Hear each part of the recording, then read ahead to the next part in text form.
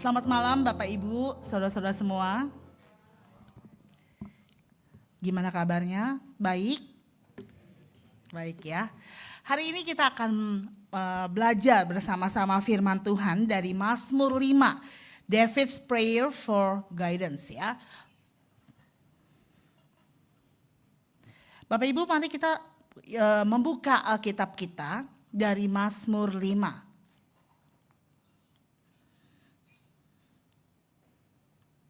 Dari Mazmur 5 ayat 1 sampai 13 ya, apa 12, ada yang tulisan 12, ada yang 13 ya. Oke, Mazmur 5. Yang ayat 1 minta bapak-bapak atau para pria untuk membacakannya yang ganjil ya. Lalu yang wanita bisa membacanya yang genap gitu ya, yang ayat 2 ya. Oke, kita mulai dari yang pertama dulu. 1, 2, 3.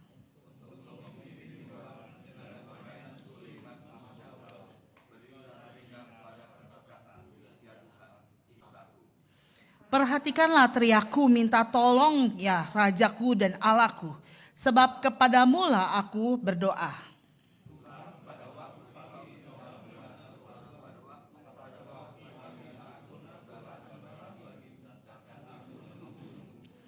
Sebab engkau bukanlah Allah yang berkenan kepada kefasikan, orang jahat takkan menumpang padamu.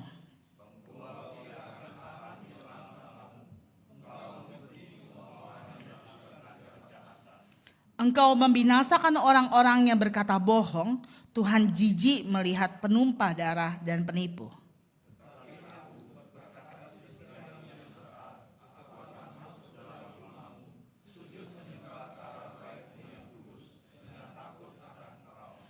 Tuhan, tuntunlah aku dalam keadilan-Mu, karena seteruku, ratakanlah jalan-Mu di depanku.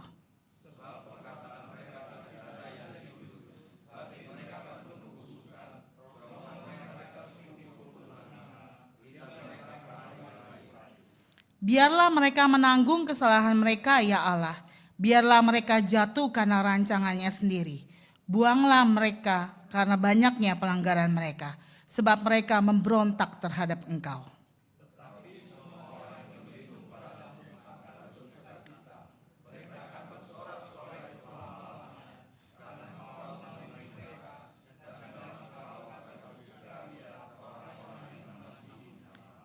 Sebab Engkaulah yang memberkati orang benar ya Tuhan.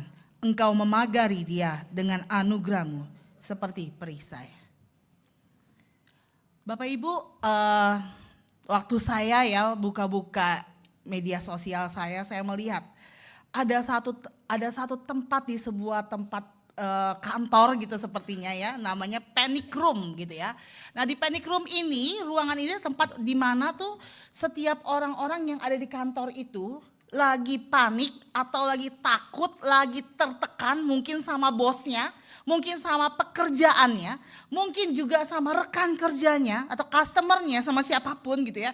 Dia merasa, aduh saya butuh nih ya, gak bisa nih ya, saya butuh teriak gitu ya. Nah pada saat itu dia masuk ke dalam tempat ini, dia berteriak, mungkin dia melakukan gitu ya dan sebagainya. Kita lihat seperti apa.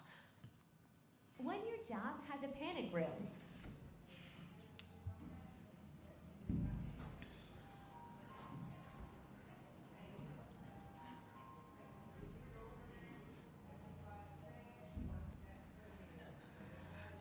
Nah seperti itu ya, dia masuk lalu dia teriak, wah gitu ya, rasanya greget gitu ya rasanya mungkin ya.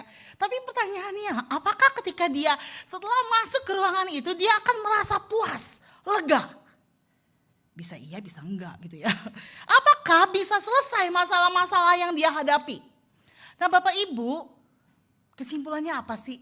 Nah ya, Bapak Ibu mungkin puas, tapi cuma sementara. Mungkin lega. Sementara juga mungkin ya. Selesai gak permasalahannya? Mungkin enggak.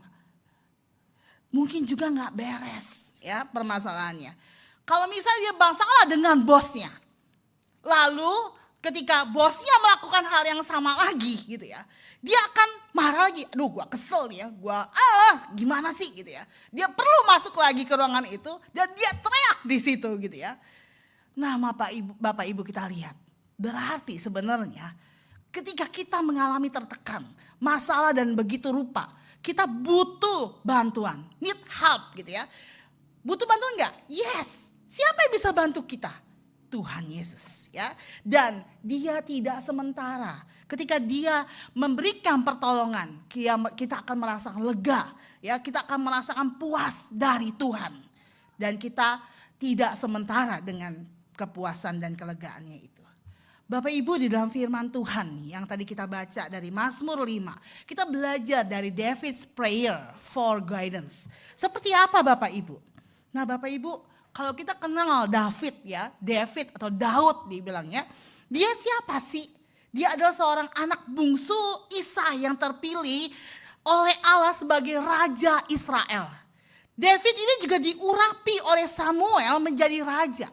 Samuel sendiri pilihnya kokoh-kokohnya, yang gagah perkasa, yang tinggi, yang hebat, yang ganteng mungkin gitu ya.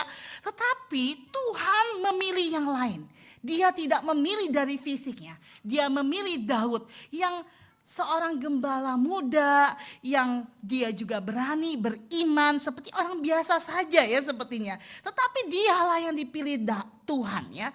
Nah Bapak Ibu, dia juga Daud ini dikenal dengan keterampilannya, dia suka main harpa atau mungkin kecapi kalau dia bilangnya, menulis mazmur juga yang di dalam firman Tuhan kita. Daud juga seorang pejuang yang tangguh ya, kisahnya begitu luar biasa melawan siapa? Goliat gitu ya, raksasa bangsa Filistin. Dia menggunakan umban dan batu.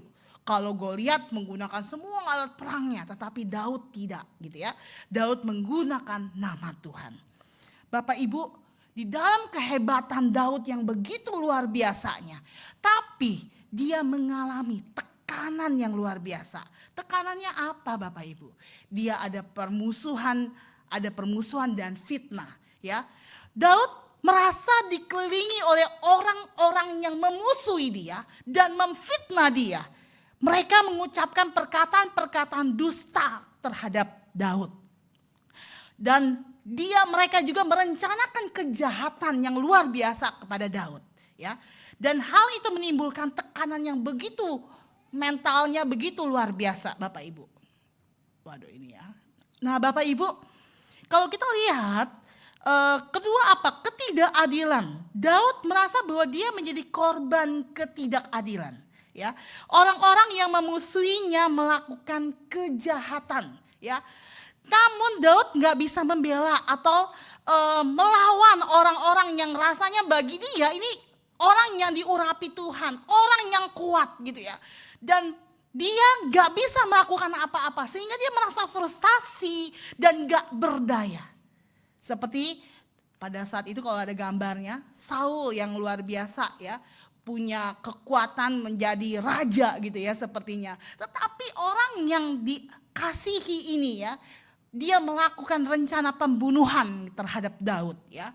Nah Bapak Ibu, apalagi kekhawatiran dan juga ketakutan. Karena pada saat itu Daud dikejar-kejar, ya dia harus sembunyi di tempat-tempat tersembunyi gitu ya.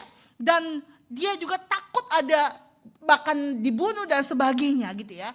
Karena ada musuh-musuhnya yang mau menyerang dia kapanpun saja ya. Dia gak bisa lengah sepertinya sehingga dia mengalami kekhawatiran dan ketakutan. Lalu apa yang terjadi? Kesedihan dan juga kecewa. Karena orang-orang ini orang yang dikasihi juga sama dia. Orangnya kayaknya temennya nih. Kayaknya nih orang-orang menjadi keluarganya sepertinya. Tetapi mereka malah melakukan kejahatan kepada dia. Nah Bapak Ibu, Daud tertekan dengan musuh-musuh yang begitu siap sedia untuk menerkam dia sepertinya. Bapak Ibu, kalau kita lihat ya, siapa sih musuh Daud? Tadi yang saya bilang, Saul gitu ya. Raja Saul pada awalnya suka sama Daud. Dikasih tuh anaknya jadi istrinya gitu ya. Kemudian pada saat itu, wah Daud dipuji-puji begitu rupa sama rakyat. Sedangkan Saul sepertinya jadi mundur ya. Dan jadi terancam nih ya, dia punya jabatannya. Sehingga pada saat itu apa yang terjadi? Si Saul langsung merencanakan pembunuhan kepada Daud gitu ya. Dan pada saat itu orang yang menjadi musuhnya adalah orang yang terdekat Daud juga. Dan siapa lagi? Absalom, ini anaknya dia. Absalom ini anaknya. Tapi dia memberontak melawan Daud, mau menggulingkan tahta Daud. Dan pada saat itu Absalom pasti melakukan kudeta kepada Daud, itu membawa kesedihan yang luar biasa. Menjadi musuh bagi Daud. Bapak Ibu, siapa lagi? Bangsa Filistin yang kita tahu gitu ya. Ada bangsa Filistin yang menyerang pada saat itu ya. Dan mengalami pertempuran, bahkan si Daud ini melawan Goliat yang menjadi raksasa yang katanya orang hebat ya. Dan ini menjadi musuh terbesarnya orang bangsa Israel pada saat itu. Bapak Ibu, siapa lagi? Bangsa-bangsa tetangga lain. Mungkin ada Moab, ada Amon di situ kan, ada Edom, ada konflik-konflik, perselisihan terjadi wilayah-wilayah itu. Wah, luar biasa. Musuh-musuhnya Daud luar biasa. Bukan hanya orang di dekat dia, tetapi orang luar pun juga menjadi musuh dia. Siapa lagi Bapak Ibu? Persaingan internal. Di dalam istana Daud, juga Daud menghadapi tantangan yang luar biasa. Ada orang-orang yang pengen punya kuasa, ada orang-orang yang pengen kekuasaannya si Daud, sehingga mereka melakukan sesuatu ya untuk bisa menjatuhkan Daud. Ada hal-hal yang membawa Daud menjadi gentar dan takut. Bapak Ibu, ketika dia yang begitu luar biasa melawan Goliat dan sebagainya, tetapi di satu sisi ketika ada musuh-musuh yang menyerang dia juga merasakan takut dan gentar Bapak Ibu. Tapi pada saat itu terjadi Bapak Ibu, apa yang dia lakukan? Dia datang kepada Tuhan. Dia berseru kepada Tuhan. Di kalimat pertama di dalam ayatnya di Mazmur 5 itu dibilang apa? Berilah telinga kepada perkataanku. Artinya apa? Artinya Daud memohon perhatian yang lebih dari Tuhan. Tuhan ini, Tuhan dengarlah doa-doaku, dengarlah kata-kataku. Dan pada saat itu Daud yakin bahwa Allah itu bisa mendengar dan bertindak atas setiap permasalahannya. Pay attention please God. Dia mau Tuhan fokus sama doa-doanya dia. Dia mau Tuhan mendengar secara dekat. Listen closely. Dia mau punya keinginan Tuhan bukan hanya mendengar doa-doanya dia. Tetapi dia juga pengen supaya Tuhan tahu emosi yang ada di dalam hidup dia. Kekesalan, kemarahan, mungkin kesedihan yang ada dalam hidup dia. Ini ada sesuatu yang penting Tuhan, tolong fokus sama kata-kataku ini. Dia berseru kepada Tuhan Bapak Ibu. Bapak Ibu, hubungan Daud sama Allah sangat dekat. Sehingga dia bisa memberikan semua kata-katanya, keluh kesahnya kepada Tuhan. Bapak Ibu, dia minta sama Tuhan, perhatikanlah keluh kesahku. Pay attention to my complaint. Pay attention to my lament, ratapanku. Pay attention to my suffering. Aku begitu menderita Tuhan. Bapak Ibu, ini adalah sebuah ekspresi Daud yang sangat kuat karena Daud tahu dia membutuhkan perhatian Tuhan. Dia membutuhkan intervensi Allah untuk dia. Bapak Ibu, Daud berkeluh kesah karena Daud mengalami begitu banyak tekanan. Permasalahannya begitu, luar biasa. Kayaknya dia gak bisa sendiri Bapak Ibu. Dia dikelilingi oleh musuh-musuh yang begitu jahat untuk menjatuhkan dia, untuk mencelakai dia, untuk membunuh dia. Bapak Ibu, dia merasa sedih dan kecewa. Padahal mereka orang yang disayang, orang yang dihormatin. Tapi mereka melakukan sesuatu yang gak benar sama Daud. Bapak Ibu, pada saat itu Daud berteriak. Dia teriak seperti gambar di gambar ini. Seperti anak-anak yang teriak, mama, papa, tolong aku. Dia berteriak dengan sangat keras. Karena Daud merasa dia terdesak. Dia membutuhkan pertolongan segera dari Allah. Dia gak bisa menyelesaikan masalahnya.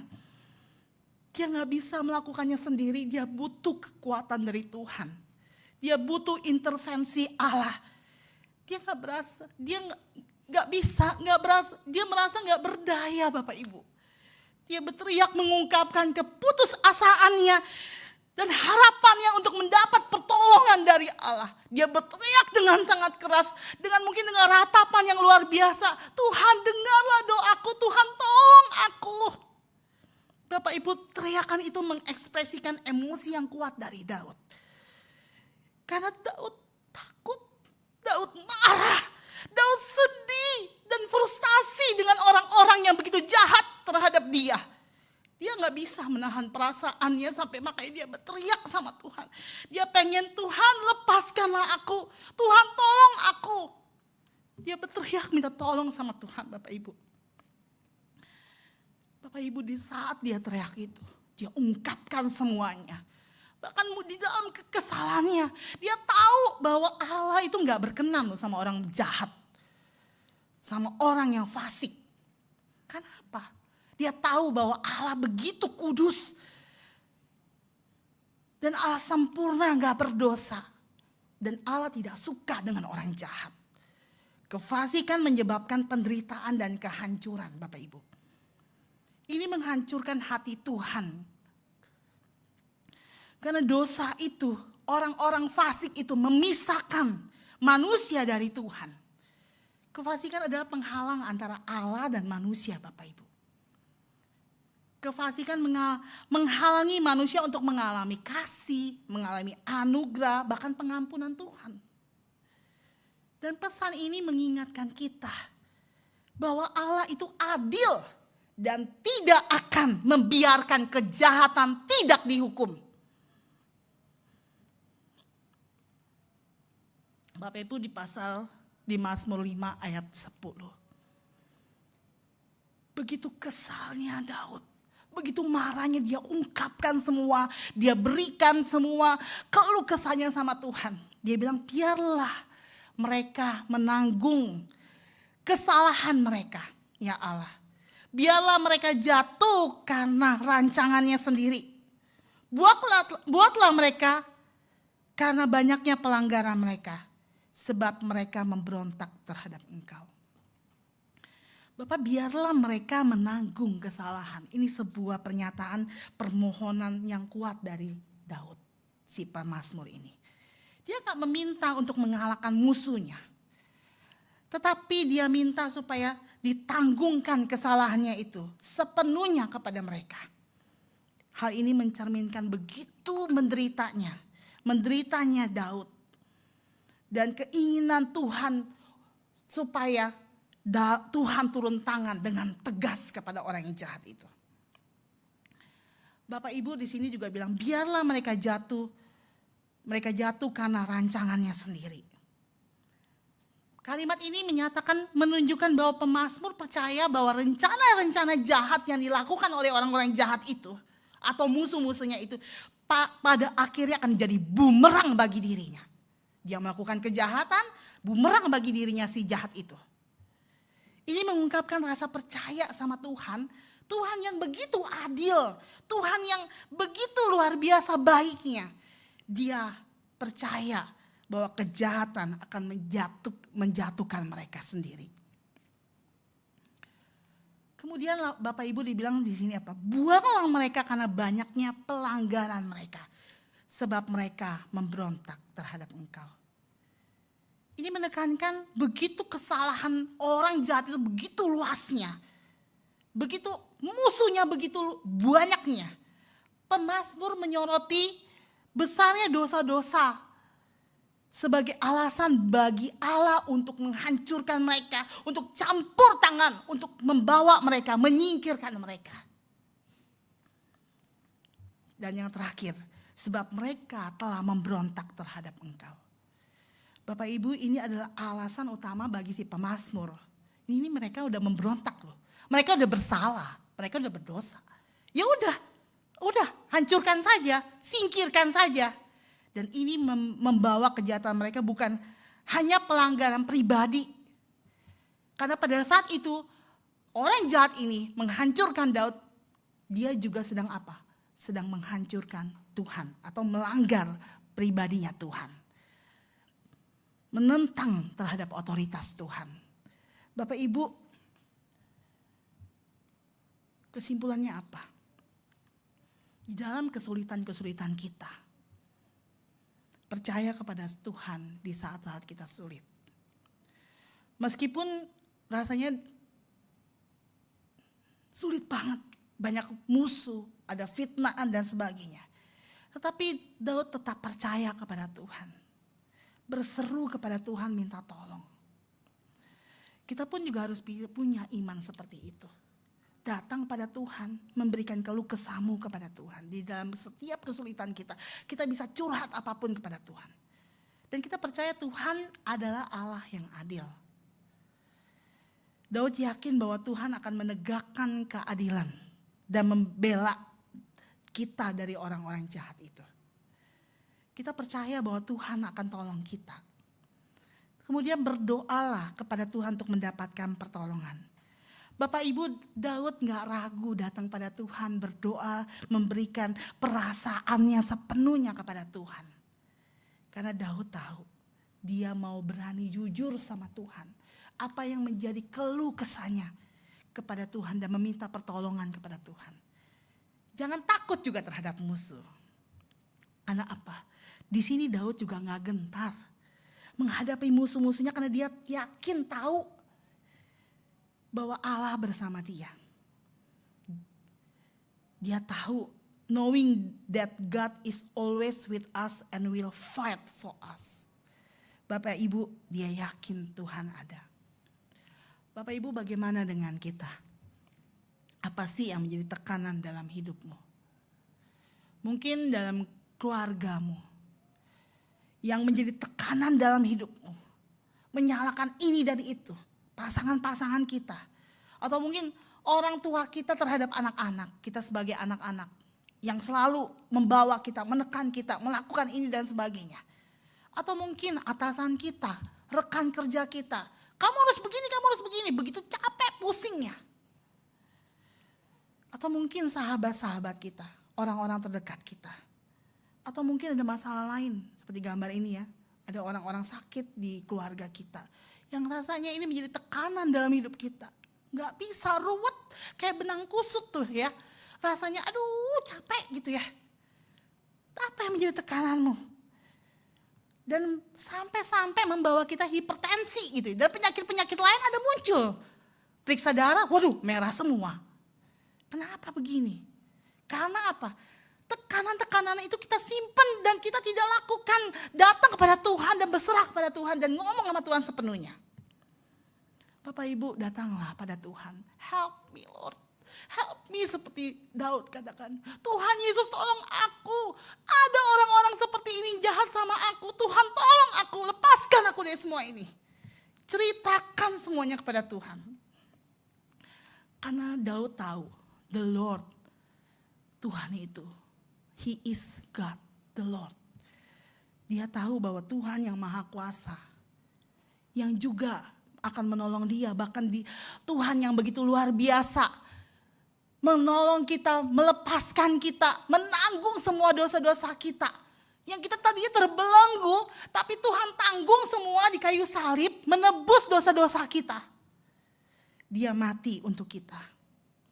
Bapak Ibu, apa yang harus kita lakukan? Yang pertama apa? Be aware, sadar bahwa aku butuh pertolonganmu Tuhan. Tuhan, tolong aku. Sadar. Lalu kedua apa? Ngomong sama Tuhan. Apa yang menjadi keluh kesahmu dalam hidupmu, masalah-masalahmu, tekananmu, kamu bilang sama Tuhan, help God, please, tolong aku.